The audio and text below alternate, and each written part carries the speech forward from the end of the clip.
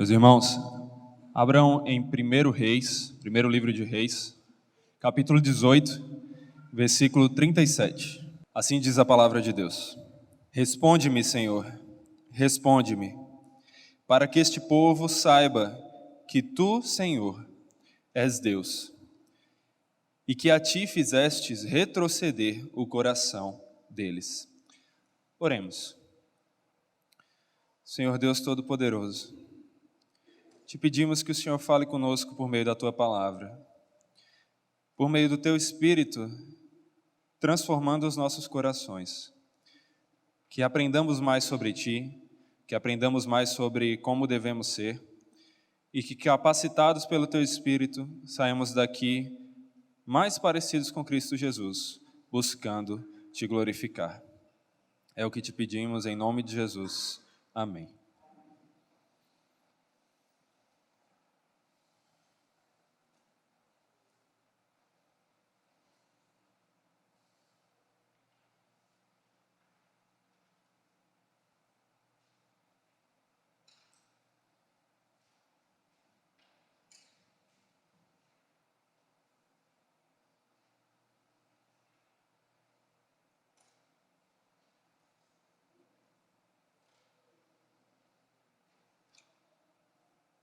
É difícil, né?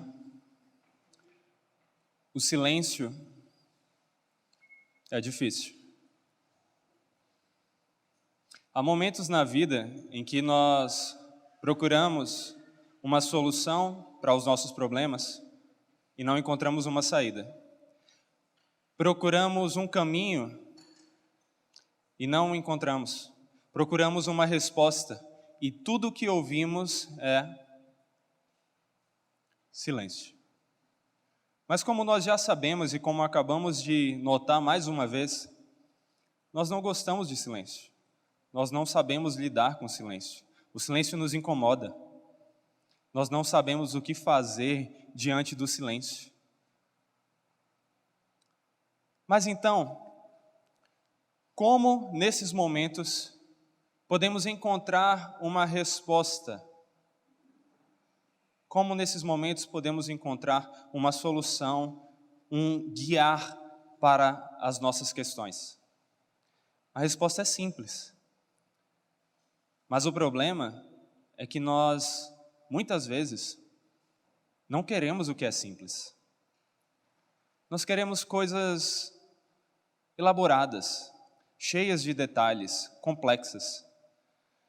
Nós não acreditamos que o simples pode funcionar. Pensamos que seria muito simples se fosse tão simples assim. Mas é aí que nós nos enganamos, porque falhamos em perceber que naquilo que é simples, naquilo que é pequeno, naquilo que não vemos tanta graça assim, na verdade, encontramos grandeza, encontramos uma resposta, encontramos uma solução.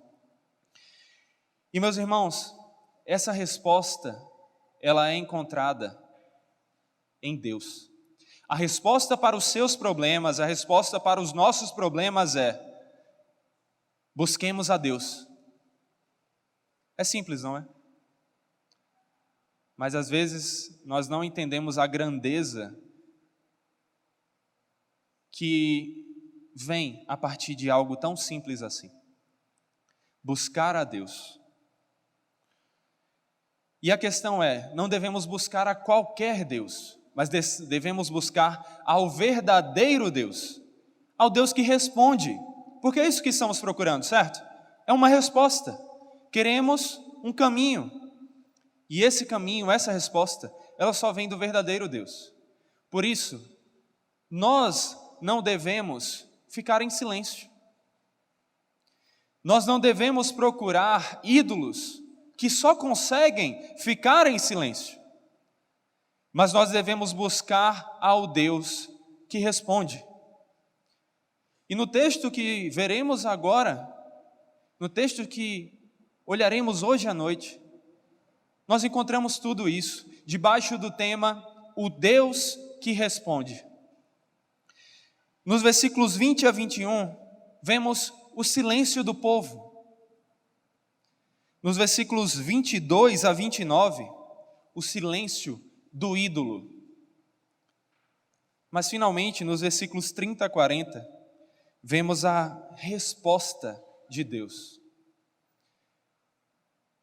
Quando olhamos para esse texto, percebemos o Deus que responde. Vemos o silêncio do povo, o silêncio do ídolo, mas vemos a resposta de Deus. E vamos começar com a primeira divisão, justamente encontrada nos versículos 20 a 21. Nós temos que entender que, desde o capítulo 16 do livro de Reis, nós estamos vendo, sendo narrada, a história de Acabe. Nos é dito que Acabe casou com Jezabel, filha de Etibaal, cujo nome significa homem de Baal. Mas, meus irmãos, não foi somente o pai de Jezabel que serviu a Baal. Ela também fez isso. Ela também serviu a esse ídolo. E não somente isso, como ela também teve grande influência na decisão do seu marido, na decisão do rei Acabe, em abandonar Yahvé para seguir e servir a Baal. Por isso que esse foi um dos casais que mais trouxe problema para o povo de Deus. Eles construíram um templo, conforme narrado nos capítulos anteriores, a Baal. E não somente isso, mas Jezabel, em seu zelo pelo ídolo Baal, também mandou perseguir e matar aos profetas de Yahvé. Porém, graças a Obadias, um servo de Deus, por meio dele, Deus protegeu alguns profetas e os poupou da morte. Mas mesmo assim, apenas alguns poucos sobreviveram. E dos que sobreviveram, apenas Elias é o que tem um papel de grande relevância aqui no Reino do Norte, que é o reino governado por Acabe. Mas depois de ter começado o seu ministério, lá no capítulo 17 de 1 Reis, nós encontramos Elias indo até Acabe e trazendo para ele uma profecia de Deus de que não haveria chuva durante vários anos. E então isso deixou Acabe muito irritado, muito estressado, e fez com que Acabe tentasse procurar Elias em todos os locais para que pudesse se vingar de Elias, para que pudesse resolver essa situação, para que a chuva voltasse. Mas anos se passaram, 3 anos se passaram, e Acabe não conseguiu encontrar Elias, porque Deus havia protegido o seu servo. Porém, quando Deus decidiu que queria mandar a chuva de volta, Deus então manda que Elias vá até Acabe. E ao se encontrar com Acabe, conforme vemos nos versículos anteriores ao texto que estudaremos hoje, que é de 1 Reis 18, do 20 ao 40, nós vemos que Elias diz a Acabe que ele precisa reunir todas as pessoas do Reino do Norte e também todos os profetas desses falsos deuses no Monte Carmelo, para que ali eles resolvam as questões e ali eles possam descobrir quem é o verdadeiro Deus, porque somente o verdadeiro Deus responde. Acompanhe aí em suas Bíblias, no versículo 20 nós encontramos justamente Acabe enviando, conforme Elias havia mandado, pessoas chamarem todo o povo do Reino do Norte e esses profetas ao Monte Carmelo. E foi então, no verso seguinte, que Elias chegou a todo o povo e disse: até quando cocheareis entre 2 pensamentos? Se o Senhor é Deus, segui-o. Se é Baal, segui-o. Porém, o povo nada lhe respondeu. Ou seja, diante da idolatria que estava presente em Israel, Elias vem confrontar o povo a tomar uma decisão. Eles não podiam ficar indecisos, eles não podiam servir a 2 senhores. Eles não podiam ficar em cima do muro. E afinal, a quem eles serviriam? A Yahvé ou a Baal? Ao Deus da aliança ou ao ídolo do povo? E qual foi a resposta que nós vimos diante dessa pergunta de Elias? Com toda a convicção, dando grito, o povo falou: não, chega de idolatria, chega de Baal, chega de ídolos, nós vamos seguir a Yahvé, nós vamos seguir a Yahvé. Não foi isso? Então eles gritaram: não, esqueçam Yahvé, nós não queremos mais saber desse Deus de que tanto falam, mas que nós nunca vimos. Queremos seguir aos nossos ídolos, queremos servir a esses objetos, a essas imagens e esculturas que pelo menos vemos de alguma forma. Foi isso que eles responderam? Também não, né? Não, eles não responderam a quem iriam servir. A resposta deles nós a encontramos no próprio texto. O texto nos diz: porém, o povo nada lhe respondeu. Resumindo, o povo fez silêncio. Encontramos o silêncio do povo. E por que isso? O povo não quis tomar uma decisão. Na mente deles, a questão era: por que nós temos que escolher a um ou a outro? Por que não podemos servir aos dois? Por que não podemos ter o melhor de um e o melhor do outro? Por que não podemos ter o melhor de dois mundos? E eu não sei você, mas olhando para as Escrituras, é possível ver a resposta de Jesus. E a resposta de Jesus é: esse pensamento está errado, porque nós não podemos ter dois senhores. Ninguém pode servir a dois senhores, porque ou há de aborrecer-se de um e amar ao outro, ou se devotará a um e desprezará ao outro. Foi isso que Jesus ensinou. Ou nós servimos a Deus, ou nós servimos aos ídolos.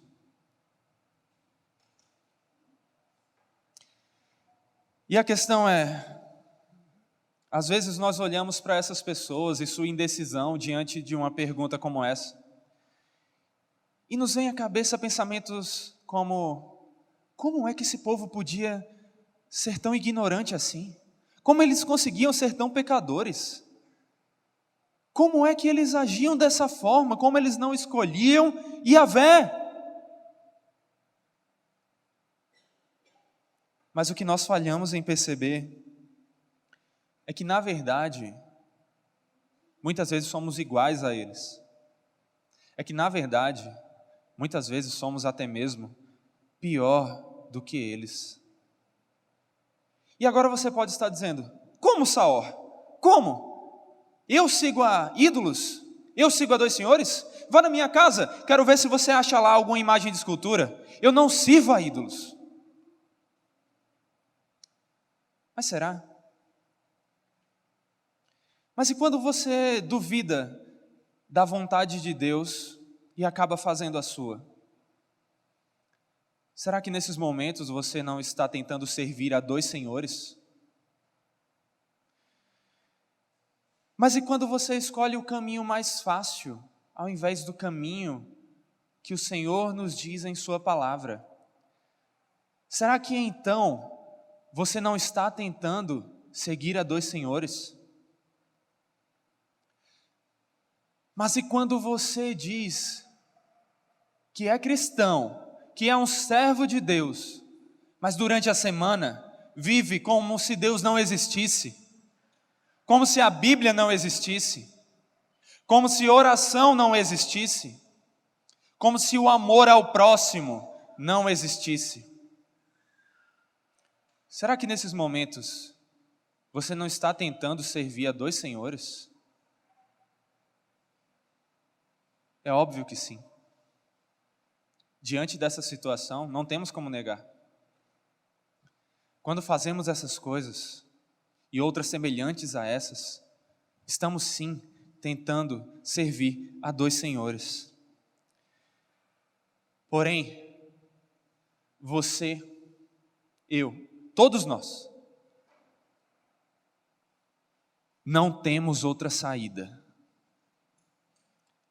Temos que tomar uma decisão.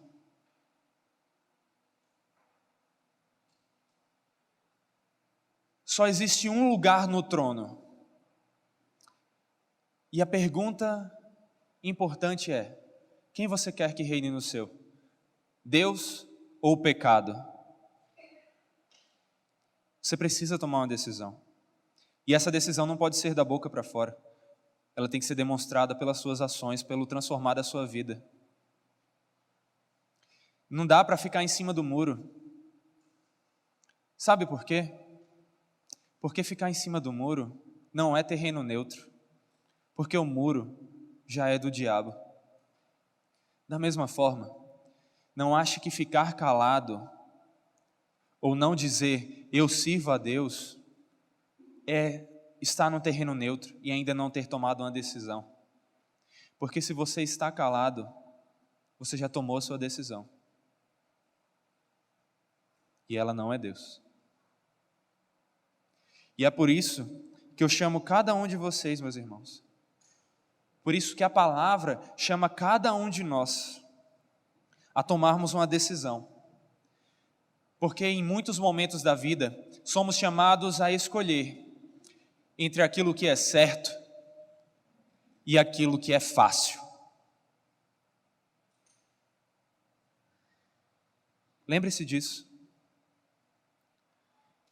Nem sempre aquilo que é fácil é certo. E nem sempre aquilo que é certo é fácil. Pelo contrário, muitas vezes o caminho correto é muito difícil, exige sacrifícios. Carregar a cruz é algo árduo. Passar pela porta estreita não é para todos. Mas mesmo sendo difícil, se é certo, ainda deve ser feito. E simplesmente porque é o certo. E é por isso que esse texto te chama a responder, não agora da boca para fora, e não somente hoje para amanhã esquecer, mas para responder com a mudança na tua vida. Quem é teu Senhor?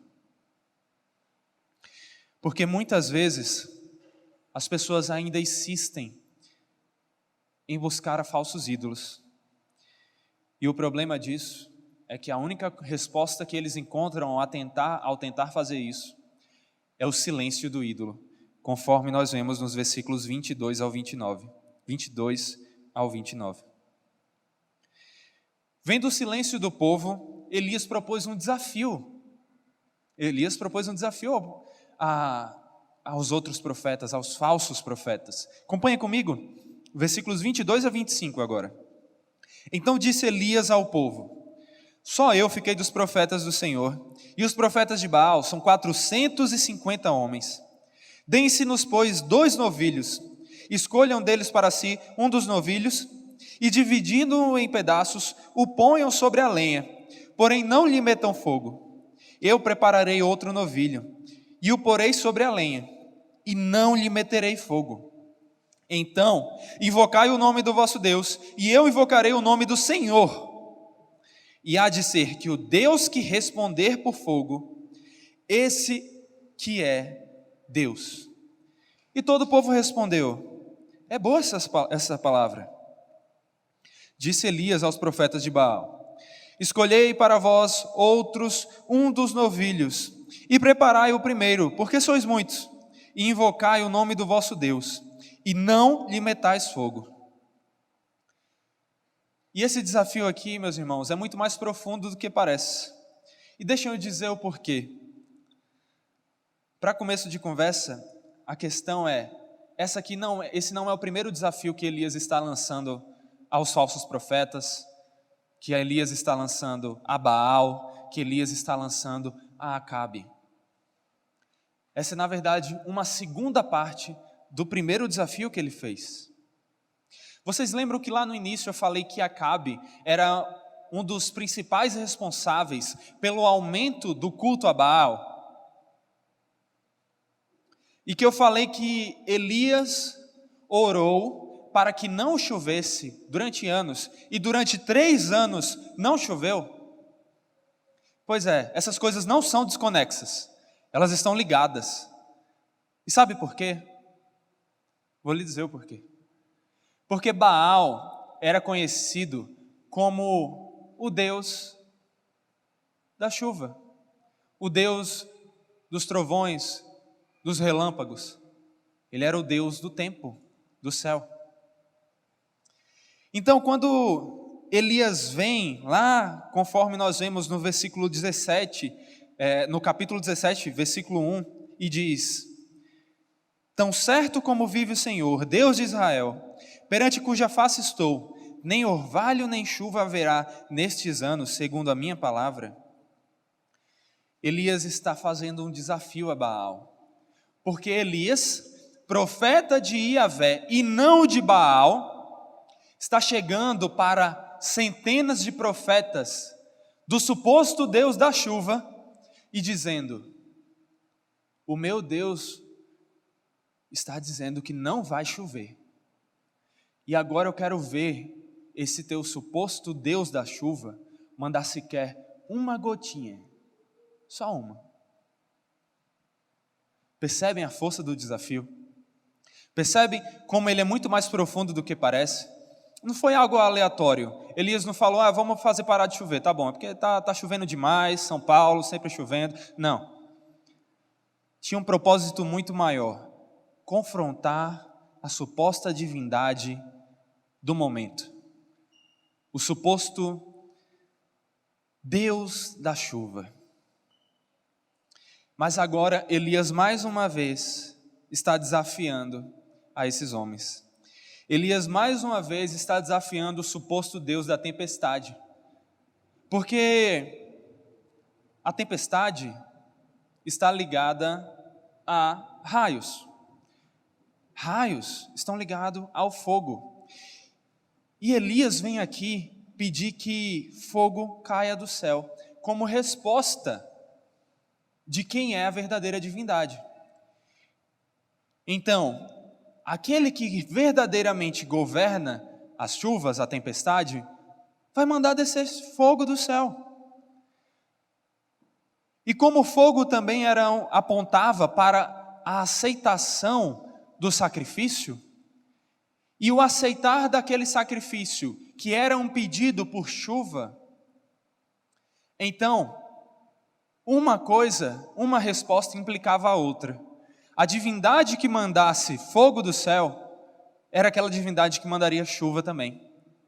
E era a divindade que verdadeiramente governava sobre essas coisas e que responde.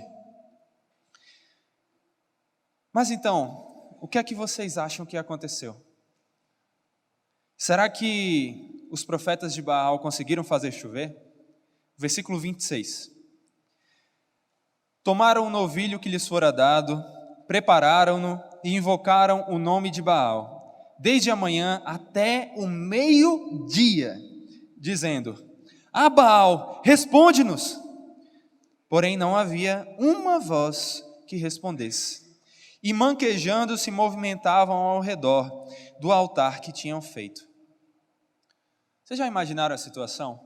Centenas de homens pulando, manquejando, se esforçando ao redor de um altar, ao redor de uma oferta.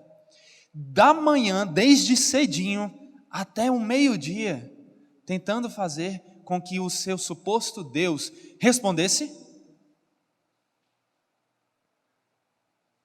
Elias, vendo tudo aquilo, ele não conseguiu fazer outra coisa senão rir, senão zombar deles. Então, como vemos no versículo 27, ao meio-dia Elias zombava deles, dizendo: clamai em altas vozes, porque ele é Deus. Pode ser que esteja meditando, ou atendendo às necessidades, ou de viagem, ou a dormir, e então despertará. E sabe o que é o mais interessante de tudo isso? É que por mais que Elias estivesse tentando zombar de Baal e daqueles profetas, Essas coisas que nós acabamos de ouvir Elias falar, não eram coisas impossíveis de serem feitas por Baal, não. Pelo contrário, na literatura cananita, nós vemos Baal fazer cada uma delas. Dormir, viajar, estar ocupado para responder aos seus profetas, aos seus servos. Mas você pensa que isso desestimulou os profetas de Baal? De jeito nenhum. Muito pelo contrário. Eles se esforçaram ainda mais para conseguir a resposta e ficaram assim por mais 3 horas. Versículos 28 e 29. E eles clamavam em altas vozes e se retalhavam com facas e com lancetas, segundo o seu costume, até derramarem sangue. Passado o meio-dia, profetizaram eles até que a oferta de manjares, que era feita por volta das 3 horas, se oferecesse. Porém não houve voz, nem resposta, nem atenção alguma. Meus irmãos, não adiantou todo aquele esforço daqueles homens. Não adiantou toda aquela dedicação a um falso Deus, a um ídolo. Porque a única coisa que eles ouviram foi silêncio.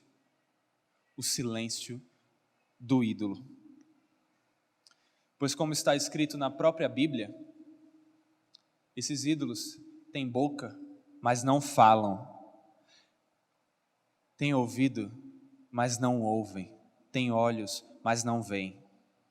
Esses são os ídolos que eles adoravam. Você consegue imaginar uma cena tão terrível como essa? Centenas de homens dançando, pulando, se esforçando, manquejando, se cortando, derramando sangue de manhã até à tarde. Tudo para tentar fazer o seu falso Deus, que tem boca mas não fala, responder. E mais uma vez, ao olharmos para tudo isso, somos tentados a pensar: esses homens eram muito pecadores. Que tamanha ignorância, como eles faziam isso? Mas será que nós nunca faríamos algo semelhante? Talvez hoje em dia, no século 21, morando em São Paulo, você olhe para todo esse contexto diferente do seu, de uma época diferente da sua, e diga: não, eu jamais faria isso. Isso é burrice. Geralmente somos assim, rápidos em nos acharmos inteligentes e em considerarmos o outro burro. Mas a questão é, se você estivesse no mesmo local, na mesma situação, no mesmo contexto, será que você não estaria fazendo a mesma coisa que aqueles homens? Será que você não estaria seguindo o Deus da maioria? Porque nós vivemos numa cultura onde geralmente aquilo que mais pessoas falam é aquilo que nós consideramos correto. Como assim você acha que você está certo? Você quer dizer que o mundo inteiro está errado? Como se fosse a lógica do quanto mais pessoas pensam que isso é verdadeiro, isso significa que aquilo é verdadeiro. Então, será que você não estaria junto com aqueles homens? Será que se você não conhecesse tanto da palavra, não tivesse uma vida de relacionamento íntimo com Deus, que é algo que você deve refletir para ver se você tem, e tivesse ouvindo algum falso profeta com uma boa lábia, com uma boa argumentação, dizendo para você fazer a mesma coisa que aqueles homens, será que você não simplesmente entenderia: não, esse homem está falando a verdade, eu acho que é isso que eu tenho que fazer? Mas ainda mais, vamos esquecer um pouco então tanta similaridade, vamos olhar para o que nós podemos fazer no nosso dia, no nosso mundo, no nosso tempo. Será que você não está procurando resposta em ídolos? E eu não falo aqui imagens de escultura. Eu falo em coisas que não são o próprio Deus. Será que quando você tem dúvida, será que quando você quer um direcionamento, será que quando você quer um caminho, uma resposta, você não vai a todas as coisas antes de ir a Deus? Será que você não vai procurar a resposta, o sentido para a sua vida, o sentido da tua existência no teu trabalho? Será que você não vive para o seu trabalho? Porque às vezes você pode até dizer que não, mas se você dedica muito mais empenho e tempo e amor ao seu trabalho do que a Deus, talvez você tenha que refletir em quem é o seu verdadeiro Deus. Será que você não tem buscado respostas, sentido para a vida, nos estudos, nos relacionamentos, nos lazeres, nas paixões?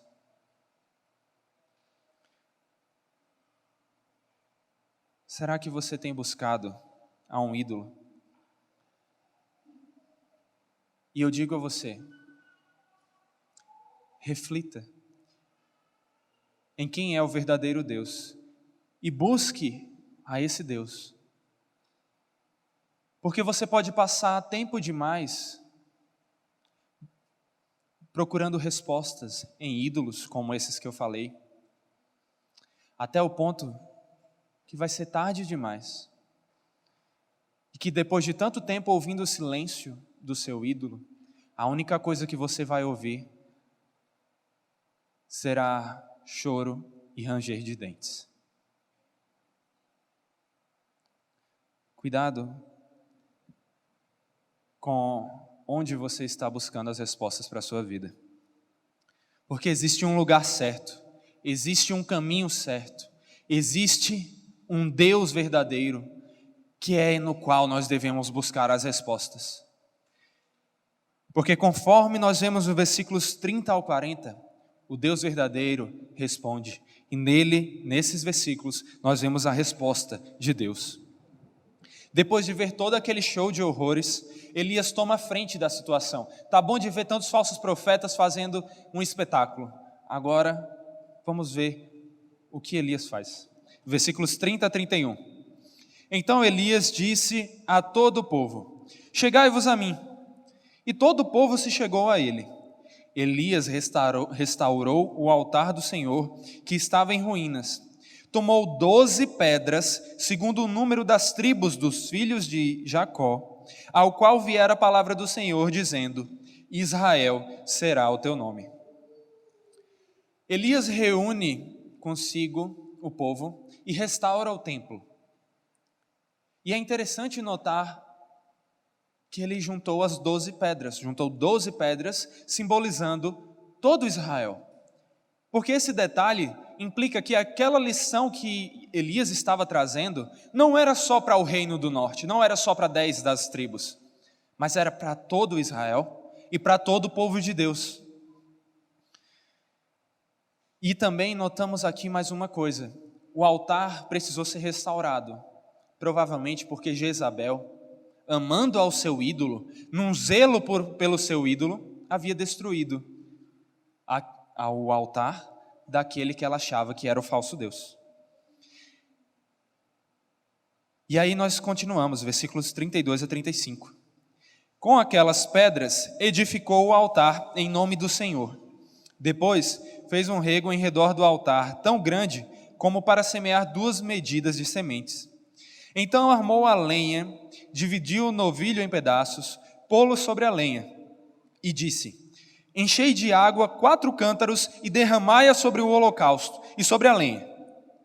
Disse ainda: fazei-o segunda vez, e o fizeram. Disse mais: fazei-o terceira vez, e o fizeram terceira vez. De maneira que a água corria ao redor do altar, e ele encheu também de água o rego. Perceba, Elias não somente fez a mesma coisa que os profetas de Baal. Não. Ele aumentou aqui o jogo. Ele aumentou a dificuldade da situação. Ele quis deixar as coisas mais complicadas para Yahvé. Ele não somente preparou a oferta, como ele encharcou a oferta, como ele fez a oferta ficar cercada de água, para que quando o fogo viesse e consumisse a oferta, aqueles falsos profetas não tivessem nenhuma desculpa para inventar, não tivessem o que falar, porque até mesmo a água, se até mesmo a água fosse consumida, isso com certeza era uma ação divina. E imaginem só o povo olhando para toda essa questão, olhando para tudo isso. Depois de ter visto os profetas de Baal passarem a manhã inteira até de tarde, se esforçando e não conseguindo nada. Imagina só o que é que passava pela mente deles quando eles viram Elias não somente preparar a oferta, como encharcar a oferta. Provavelmente eles pensaram, agora que não vai dar certo mesmo. Mas Elias não estava duvidando, muito pelo contrário. Conforme vemos nos versículos 36 a 37. No devido tempo, para apresentar a oferta de manjares, aproximou-se o profeta Elias e disse: Ó Senhor, Deus de Abraão, de Isaque, de Israel, fique hoje sabido que tu és Deus em Israel, e que eu sou teu servo, e que segundo a tua palavra fiz todas estas coisas. Responde-me, Senhor, responde-me, para que este povo saiba que tu, Senhor, és Deus, e que a ti fizestes retroceder o coração deles. Elias não tentou inventar a moda, Elias não tentou criar uma cerimônia elaborada, complexa, cheia de detalhes. Elias fez o simples. Elias veio simplesmente com uma oração. Enquanto centenas de profetas de Baal passaram horas pulando, se esforçando, manquejando, se cortando para tentar conseguir uma resposta do seu ídolo, o único profeta de Yahvé apenas faz uma única oração. E aqui eu imagino mais uma vez o que se passava na mente daquelas pessoas, olhando para isso. Talvez nós pensaríamos as mesmas coisas se estivéssemos lá. Como assim? Se centenas de homens tiveram que fazer aquilo tudo e não conseguiram nada, como é que esse homem espera conseguir alguma coisa com uma oração? Com uma oração. Mas, na minha imaginação, pelo menos na minha imaginação, enquanto eles ainda estavam pensando isso, antes deles terminarem o pensamento, BUM! Veio os versículos 38 e 39. Então caiu o fogo do Senhor e consumiu o holocausto, e a lenha, e as pedras, e a terra, e ainda lambeu a água que estava no rego. O que vendo todo o povo caiu de rosto em terra e disse: O Senhor é Deus, o Senhor é Deus. Sim, meus irmãos, o verdadeiro Deus respondeu com todo o poder. E ao ver o verdadeiro Deus mandar uma resposta, ao ver o poder do verdadeiro Deus, ao ver que não sobrou nem a oferta, nem a água, o povo não teve mais o que fazer, a não ser clamar: Elias, Yahvé é Deus. Foi isso que eles clamaram. Esse é o significado do nome de Elias. Yahvé é Deus. E foi isso que aquelas pessoas clamaram. Em contraste com um Deus limitado, que, porque está muito ocupado, e porque na verdade nem existe, foi incapaz de responder, o Deus da Bíblia é aquele Deus que responde. Responde com poder, responde com graça, responde também com ira, responde com justiça, responde com amor. Porque Ele é o Deus que, segundo as Escrituras, controla o tempo. É Ele quem muda o tempo e as estações, remove reis e estabelece reis. Ele dá sabedoria aos sábios e entendimento aos inteligentes. Ele conhece o profundo e o escondido. Com Ele mora a luz. Esse é o Deus verdadeiro. É o Deus que tem todo o poder. É o Deus que responde. E meu irmão, minha irmã, assim como aquele povo foi chamado a responder. Quem é o Deus verdadeiro? A quem eles seguiriam? A quem eles serviriam? Você também é chamado a fazer o mesmo.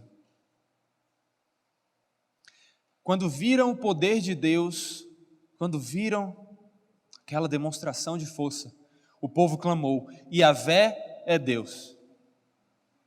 E você é chamado, olhando para as páginas das Escrituras, a palavra de Deus, vendo o poder de Deus, conforme tudo que é narrado aí, nessa palavra perfeita, inerrante, divina, clamar: Yahvé é Deus.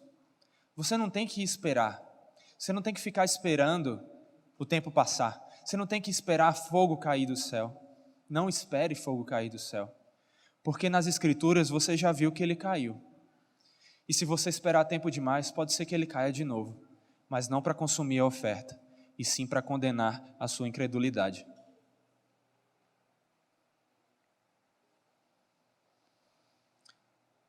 Meus irmãos, esse texto nos ensina que há um Deus que responde. E Ele nos estimula a sempre ir até esse Deus, sabendo que Ele é o Deus verdadeiro, buscando a Ele em primeiro lugar, buscando resposta nele em primeiro lugar, resposta para as nossas dúvidas, para as nossas questões, respostas do sentido da nossa vida, porque sem Deus não há sentido, não há por que viver. Você só vive porque Deus lhe criou para a glória dele. Você nasceu para glorificar a Deus. Se você vive para o trabalho, para o estudo, para o relacionamento, para qualquer outra coisa, você é como a lâmpada que foi feita para iluminar, mas não ilumina. Você é inútil. Se você não busca glorificar a Deus, se você não coloca Deus em primeiro lugar, você não cumpre o propósito para o qual você foi criado. Então, você é inútil. Mas em Deus nós encontramos sentido. Em Deus nós encontramos a resposta. E em oração, por meio da leitura da palavra, todos nós devemos buscar ao Senhor em primeiro lugar e continuamente em nossa vida. E por fim, reflita comigo também, como é triste perceber o zelo que as pessoas têm pelos seus ídolos antes de se converterem, ou pelo menos dizerem que se converteram a Deus, ao Deus verdadeiro. Porque as pessoas se sacrificam pelo seu trabalho, se sacrificam pelos estudos, se sacrificam pelos esportes, se sacrificam pelas falsas religiões, morrem mesmo, se explodem. Mas tem pessoas que se sacrificam de várias formas pelos seus ídolos e que quando dizem ter encontrado o verdadeiro Deus, elas acham que é suficiente se sentar numa cadeira no domingo para escutar algum homem falar da Bíblia enquanto quase pegam no sono. Por que nós somos assim? Jezabel construiu templos para Baal, mandou perseguir os profetas que ela considerava serem hereges, mandou destruir os templos do Deus verdadeiro. Mas nós não temos nem coragem de falar do Evangelho. Nós queremos simplesmente, nos domingos, no nosso esconderijo da igreja, que é a igreja, nós queremos vir aqui ouvir uma palavra de 1 hora, 2 horas, sairmos daqui e acharmos que isso é ter tomado a decisão por Yahvé. Se você acha que é isso, se você tem feito isso, reflita, porque esse texto nos ensina a pensar sobre essas coisas. Não desperdice a sua vida. Não passe muito tempo buscando resposta onde só há silêncio. Busque resposta naquele que é a palavra da vida, naquele que é o caminho, que é a verdade e que é a própria vida. Amém, meus irmãos.